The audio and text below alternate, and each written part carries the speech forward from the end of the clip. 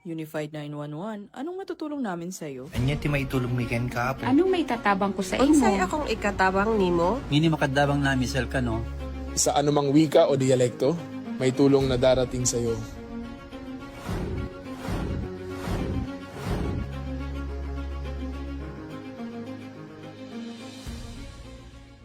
Lilingkod sa bawat Pilipino at magbibigay ng tamang impormasyon para sa tahimik at maayos na Pilipinas. Police News Network, alagad ng batas, tagapagtaguyod ng balitang pulis, sandigan ng mamamayan, patnubay ng katotohanan. La Campo Crame, maghahatid ng pinakahuling kaganapan at nagbabagang balita. Ito ang PNN Police News Network. At ngayon, ang inyong mga tagapagbalita. Magandang hapon, Pilipinas. Ako ang inyong alagad ng batas, tagataguyod ng Balitang Pulis. Patrolwoman Resalie Umalay, maghahatid sa inyo ng tamang balita, kwento ng pulis at serbisyo para sa mamamayan. At ito ang PNP News Online, ang pangunahing balita ng Police News Network, alagad ng batas, tagataguyod ng Balitang Pulis.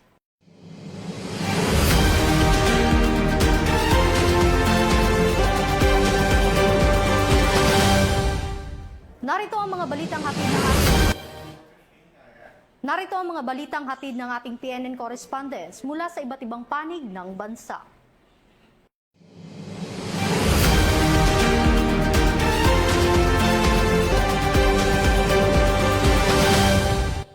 Sa ating unang balita, isang estudyante ang dinala sa Bacolod City Police Office matapos makuhanan ng mahigit 30 gramo ng iniinalang shabu sa isinagawang routine school inspection sa isang paaralan sa Bacolod City. Patuloy namang iniimbestigahan ng pulisya ang pinagmulan ng iligal na droga at ang posibleng mga taong nasa likod nito. Patrolwoman Andrea De Palobos sa detalye.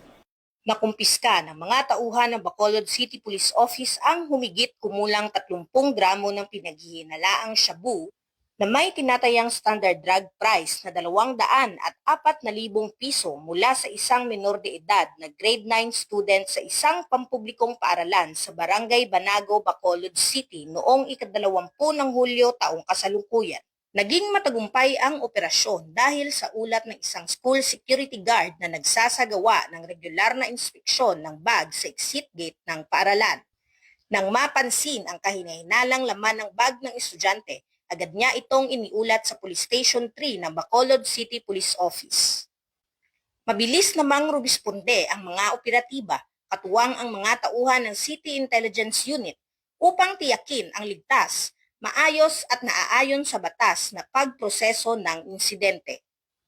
Agad ding isinagawa ng mga pulis ang wastong inventaryo sa mga nakuhang ebidensya alinsunod sa umiiral na mga alituntunin. Samantala, ang minor de edad ay inilagay sa protective custody alinsunod sa Republic Act No. 9344 o Juvenile Justice and Welfare Act of 2006. Bilang bahagi ng makatao at child-sensitive na pagpapatupad ng batas, isa sa ilalim ang bata sa kaukulang intervensyon at rehabilitation sa pamamagitan ng Social Development Center, habang nagpapatuloy ang investigasyon upang matukoy ang pinagmulan ng iligal na droga. Mula dito sa Negros Island Region, ako ang inyong Police News Network Correspondent, Patrolwoman Andrea De Palobos, alagad na batas, tagataguyod na balitang pulis. Maraming salamat, Patrolwoman De Palobos. Inilunsad ng Camarines Norte Police Provincial Office ang Project Magilas, isang programa na naglalayong palakasin ang kakayahan ng mga pulis sa pamamagitan ng Aikido training upang higit na paigtingin ang kanilang kahandaan sa pagpapatupad ng batas at pagtugon sa iba't ibang sitwasyon. Narito ang detalye ng balita mula kay NUP Catherine Bayutlang. Magandang araw po sa inyong lahat. Narito po tayo ngayon sa Camarines Norte Police Provincial Office para sa launching and signing of Memorandum of Understanding for Project Magilas o ang magiting na alagad ng batas, gabay at inspirasyon upang linangin ng lubos ang kaalaman sa Aikido para sa ligtas na sambayanan at pamahalaan. Formal na inilunsad ng Camarines Norte Police Provincial Office ang Project Magilas o magiting na alagad ng batas, gabay at inspirasyon upang linangin ng lubos ang kaalaman sa Aikido para sa ligtas na sambayanan at pamahalaan nitong buwan ng Hulyo sa Camp Wenceslao Q. Vincent Sr. Daet, Camarines Norte. Dinalahan ito ng mga pulis mula sa iba't ibang municipal police stations, provincial mobile force companies at mga force multipliers. Nagbigay ng mensahe sina Police Colonel Dave A. Mejia, Acting Provincial Director, at Dr. Sara Aviado, kinatawan ng pamahalaang panlalawigan ng Camarines Norte na nagpahayag ng suporta sa programa. Nakiisa rin si Grandmaster Monching J. Gavileño, founder ng Tapondo o Combat Aikido, na nagsagawa ng demonstrasyon ng mga pangunahing teknik sa Aikido. Kasabay nito ang paglagda ng Memorandum of Understanding bilang patunay ng pagtutulungan ng PNP at mga katuwang na sektor. Isinagawa rin ng basic Aikido training kung saan nagsanay ang mga kalahok sa self-defense, tamang paggamit ng puwersa at defensive tactics. Sa pamamagitan ng Project Magilas, patuloy na pinalalakas ng Camarines Norte PPO ang kahandaan at profesionalismo ng kapulisan at ang mas matatag na ugnayan sa komunidad bilang suporta sa layunin ng bagong Pilipinas. Ang ituturo natin sa kanila ay para sa trabaho nila. Number one, paano sila mag-disarm pag may mga itak o mga pamalo, may panaktak yung kalaban. O di kaya may lumalaban, paano nila awatin. So, ito ituturo natin ngayon sa kanila. Anong importante? Disarming, honesty, at saka handcuffing. Ating mga kapulisan, ititrain natin sila para sila naman yung maging trainer ng ating BPATs or yung mga force multipliers natin sa baba. And idagdag na rin natin dito yung mga kabataan natin na gustong matuto ng isang self-defense. So, yun ang hinahandaan natin sa ngayon. Mula dito sa Camarines Norte Police Provincial Office, ako po si NP Catherine Baynam, nag-uulat para sa Police News Network. Bagong PNP para sa bagong Pilipinas. Serbisyong mabilis, tapat at nararamdaman. Maraming salamat NUP Bayut lang. Pinalakas ng Sorsogon Police Provincial Office ang kahandaan ng mga barangay officials at barangay tanod sa pamamagitan ng isang enhancement seminar sa Sorsogon City na layong mapahusay ang kanilang kaalaman sa pagpapanatili ng kapayapaan at kaayusan sa komunidad. Magbabalita dyan si Police Staff Sergeant Angeli Yunzon. Bilang bahagi ng pagdiriwang ng 31st Police Community Relations Month, matagumpay na isinagawa ng Sorsogon Police Provincial Office ang Barangay Officials and Tanod Enhancement Seminar na may temang sa Bagong Pilipinas, ugnayang pulis at mamamayan, tapat, maaasahan at nararamdaman ng bayan. Layunin ng seminar na palakasin ang kaalaman at kakayahan ng ating mga barangay officials at tanod upang higit na maging epektibo sa pagpapanatili ng kapayapaan, kaayusan at kaligtasan ng bawat komunidad.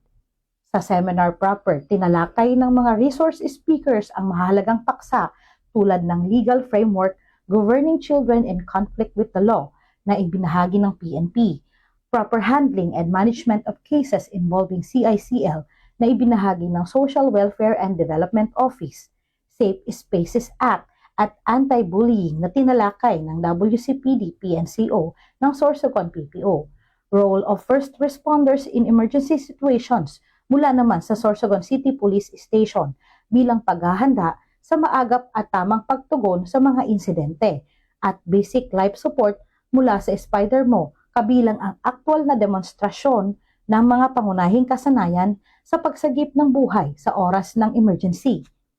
Sa pamamagitan ng mga gawaing tulad nito, patuloy na isinusulong ng Sorsogon PPO ang mas matatag na ugnayan ng kapulisan at mamamayan sa pamamagitan ng edukasyon, pagtutulungan at pagbibigay kakayahan sa ating mga frontline partners sa barangay. Mula dito sa Sorsogon Police Provincial Office, ako po si Police Staff Sergeant Angeli Bionson para sa Police News Network, Bagong PNP, para sa Bagong Pilipinas, serbisyong mabilis, tapat at nararamdaman. Maraming salamat Police Staff Sergeant Yunzon. Naglunsad ang Lupon Municipal Police Station ng isang Police Community Relations Outreach Caravan sa Lupon, Davao Oriental bilang bahagi ng pagdiriwang ng ika-31 Police Community Relations Month at pagpapalakas ng ugnayan ng pulisya at komunidad. Patrolwoman AJ Cortez, ibalita mo. Bilang bahagi ng pagdiriwang ng ika-31st Police Community Relations o PCR Month, matagumpay na isinagawa ng Lupon Municipal Police Station ang Police Community Relation o PCR Outreach Caravan sa Banhawan Elementary School sa Barangay Marayag, Lupon, Davao Oriental. Pinangunahan ni Police Major Ian Mark S. Polestico, Chief of Police ng Lupon MPS, ang nasabing aktibidad na dinaluhan ng iba't ibang partner agencies, advocacy, support groups, force multipliers at mga stakeholder na nagkaisa upang makapaghatid ng serbisyo sa komunidad, lalo na sa mga mag-aaral ng Banhawan Elementary School. Kabilang sa mga isinagawang programa, ang libreng gupit para sa mga mag-aaral at pamamahagi ng mga school supplies upang makatulong sa kanilang paghahanda sa pag-aaral. Naging mas makahulugan pa ang outreach sa pamamagitan ng pagtutulungan ng iba't ibang sektor na nagbigay ng oras, suporta at mga kinakailangang kagamitan para sa tagumpay ng programa.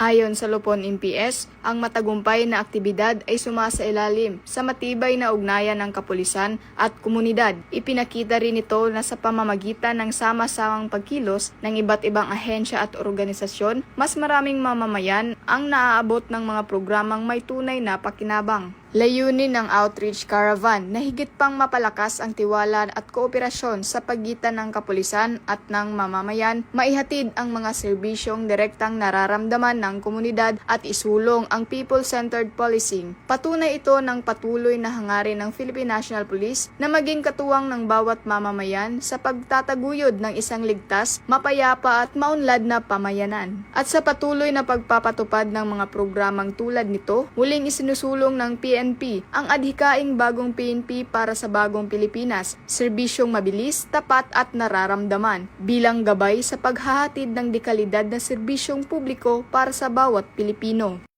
Mula dito sa Davao Region, ako ang inyong PNN correspondent, Patrolwoman AJ Cortez, alagad ng batas, tagataguyod ng Balitang Pulis. Maraming salamat, Patrolwoman Cortez.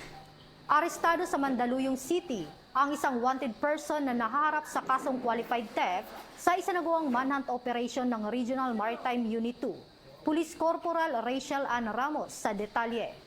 Matagumpay na naipatupad ng mga operatiba ng Special Operations Team ng PNP Regional Maritime Unit 2 sa pangunguna ni Police Senior Master Sergeant Warlito Cabang at sa ilalim ng pamumuno ni Police Lieutenant Colonel Erwin M. Amelo, Acting Chief ng Regional Maritime Unit 2, kasama ang mga tauhan ng Malig Municipal Police Station at RIU-2 PIT Isabela East, ang isang warrant of arrest laban sa isang wanted person sa Bureau of Corrections, Correctional Institution for Women, Mandaluyong City. Ang warrant ay inilabas ng Regional Trial Court, Branch 112, Kamiling, Tarlac, kaugnay ng kasong qualified theft na may inirekomendang piyansang 40,000 pesos.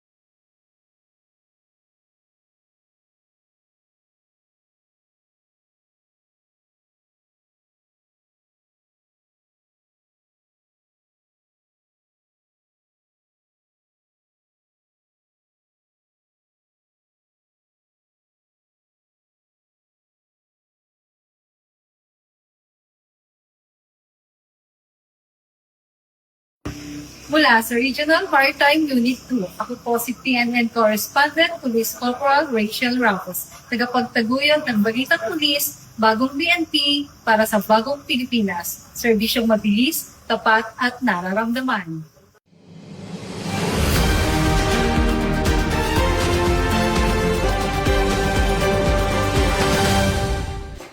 At yan ang mga balitang nakalap ng ating PNN correspondents mula Luzon, Visayas at Mindanao. At para sa mas malawak at mabilis na ulat ng mga balita, huwag kalimutang mag-like, follow and share sa aming official social media accounts ng Police News Network, YouTube channel at Twitter account para sa mga live stream at replays. At real-time updates, manatiling mapagmatsyag at laging alamin ang totoo. Sa ngalan ng pamunuan ng Philippine National Police, sa pangunguna ni Chief PNP Police General Jose Melencio C. Nartatis Jr., at sa pamumuno ni President Ferdinand Bongbong Marcos Jr., kami ay maglilingkod sa bawat Pilipino at magbibigay ng tama at balanseng balita. Mula rito sa tanggapan ng tagapag-ugnay ng Pambansang Pulisya, ako ang inyong alagad ng batas, tagataguyod ng Balitang Pulis. Patrolwoman Resalie Umalay, maghahatid sa inyo ng tamang balita, kwento ng pulis at serbisyo para sa mamamayan. At ito ang PNP News Online, ang pangunahing balita ng Police News Network. At ito ang bagong PNP para sa bagong Pilipinas. Serbisyong mabilis, tapat at nararamdaman.